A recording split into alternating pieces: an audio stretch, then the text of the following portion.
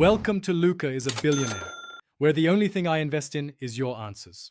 You start now by verifying your Gigabyte laptop model and BIOS version, because firmware matters. Enter BIOS using Dell during boot, switch to UEFI if it's in Legacy. Make sure Windows is installed in UEFI mode, not Legacy, otherwise secure boot won't work. Update the BIOS if it's older than about 6 months and create a recovery USB. You'll need it if boot options change.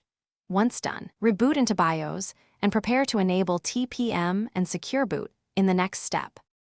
You now enable Tpm 2.0 and Secure Boot. This is the core fix.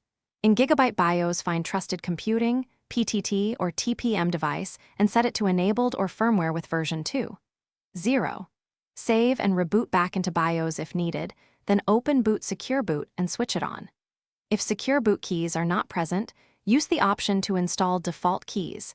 That registers Microsoft and OEM keys required by Riot's anti-cheat. Make sure Windows recognizes TPM by checking TPM, MSC. You finish by booting Windows and verifying success. Run TPM, MSC to confirm TPM 2.0 and open system information to see secure boot state. On. Update Windows, Gigabyte chipset drivers, and Vanguard anti-cheat so all components match TPM expectations.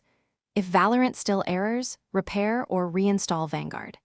As a last resort, clear TPM from BIOS only after backing up and having your recovery USB. Clearing can fix corrupted keys. If problems continue, reapply default.